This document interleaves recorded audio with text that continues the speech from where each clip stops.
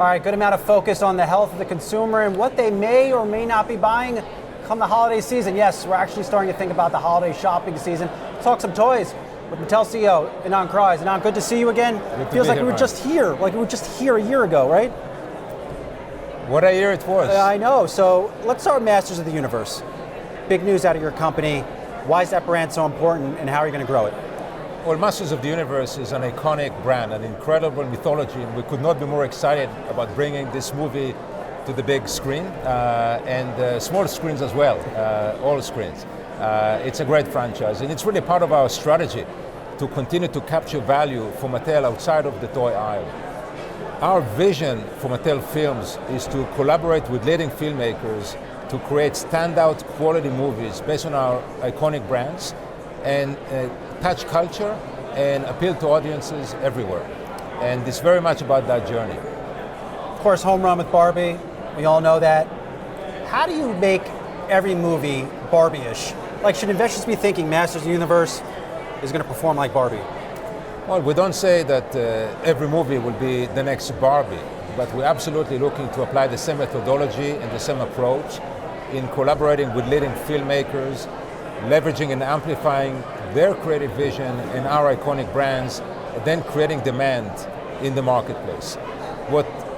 The way we're approaching all of our brand evolution is about infusing brand purpose and cultural relevance. And this is the common theme that we expect that will play out in all of our product and experiences that very much has been behind the success of Barbie, of course in collaboration with the creative genius of Greta Gerwig, bringing and creating something that will stand out in culture. So when does Masters of the Universe, when does that hit? And what is that marketing campaign? Because I was thinking back to Barbie and that whole campaign, it captured, it wasn't just a US thing, it was a global phenomenon. That's right. The Barbie campaign was very much about demand creation and how we collaborated with Warner Brothers, who did an incredible job on the marketing side of the movie.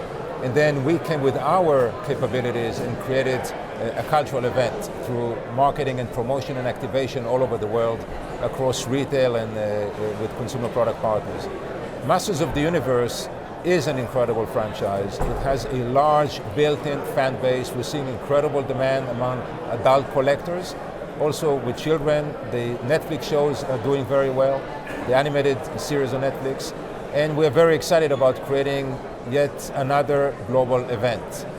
And the approach will be about infusing purpose, creating cultural relevance and currency. Our job as a company is to take brands that are timeless and make them timely. And what you saw in the Barbie movie is how we approach all of our projects. Of course, it will be different executions, different genres, different demographics, but the approach and the opportunity is the same. When I saw the Masters of the Universe news hit, I thought, I'm really old now. I remember watching this stuff as a kid. You're never old. You're never old to enjoy these brands. No. These brands are just incredible, and they always play out. So talk to us about Barbie. What are sales look like for that brand this year, just from a doll perspective, given the big year you had last year? Barbie is such an incredible brand. Barbie is so much more than a doll. Barbie is a pop culture icon. And the success of the movie really opened the aperture for Barbie as a brand to play across multiple categories, broader audience, and bigger demographics that will connect with the brand at an emotional level. Barbie has incredible and exciting activations this year. Barbie is celebrating her 65th anniversary. We're launching 3 new lines for the brand. We're expanding into adult collectors. We're launching a new mobile game in partnership with Take-Two Interactive later this year. And there will be more activations for the brand. And this is really not about this quarter or this year. It's about Barbie's momentum for years to come.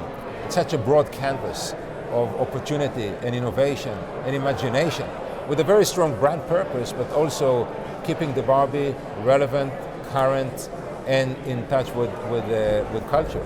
You have to be working on a sequel, no? We've always said that our goal is to create film franchises. It's not just about one movie, but creating film franchises. And this is more broadly, not just about Barbie. This is the approach. And given the strength and appeal and broad consumer and fan base that we have with our brands, this is an exciting opportunity for us to continue to broaden our offering. As you know, we've announced 15 movies in development. There's more coming. We continue to build and strengthen the creative packages of these projects, led by some of the most prolific creators of our time. And this is really the model, to partner and amplify the creative vision of our partners. And it worked very well with Barbie, and this is the approach we're applying to the other projects. How do you keep the team grounded after a year like that? You know, we always look for to create the next exciting opportunity for the company. It is always about moving the ball forward. We don't see it as a journey that ends anywhere. There is no end to this. This is an ongoing opportunity for the company. The way we believe where we are today, this is still early, very early in our journey. It's clearly working, and the strategy is proving itself. We've demonstrated and have showcases across multiple categories. And it's not just about Barbie and not just in movies. It's also in television, in consumer product and merchandise, in location-based entertainment. We're launching the first Mattel park later this year, and the second one is already announced for 2026. We are expanding our digital offering, mobile games, and more opportunities will open up. In today's world, it's all about the big brands that have a built-in fan base. And our opportunity as a company is to continue to grow our toy business, our IP-driven toy business, and further expand our entertainment offering. So it's not one instead of the other, it's symbiotic, and the opportunity that we can drive from a growing and thriving toy business will reflect back on opportunities outside of the toy aisle and vice versa. What's your sense of how retailers are placing orders for the holidays? We're not that far away. They place what orders, 6 months usually in advance, or if not before? Yeah, we believe the toy industry is in a good place. The industry as a whole is expected to decline this year, but less than last year. Part of it is driven by the lack of theatrical toyetic movies that drive toy demand. Yeah.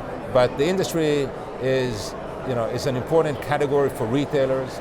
It drives foot traffic, it's experiential, the items are very affordable, and you really play into a fundamental human behavior that is not going away. Physical play is not going away. And yet, as the owner of the underlying rights for the toys that we sell, you can take those assets, those iconic brands, and extend them to other domains. And this is our journey, this is our strategy, to continue to grow within the toy business and expand our entertainment offering. I wanted to leave a little time on this because we haven't really talked about this in the past times that we have talked. You spent so much of your career as a TV executive. What is going on with these linear networks? I'm sure you're watching the battle for Paramount. You had Disney come out, report earnings, challenges in their legacy business. Can these assets be fixed? And how would one go about fixing them? Yeah, it is a challenging time in the industry.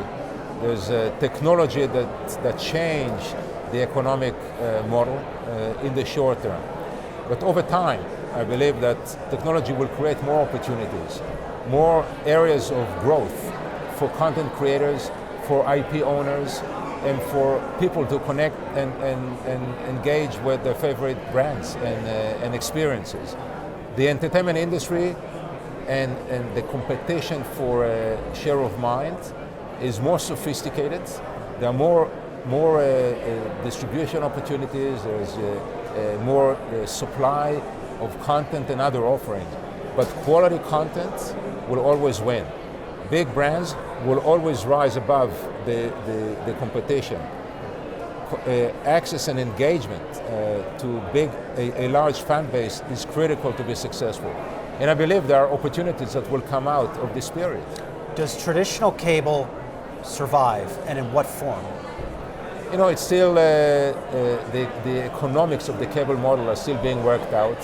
Some of the channels, the television channels and broadcast channels or cable channels that are being disrupted have important domain and high awareness.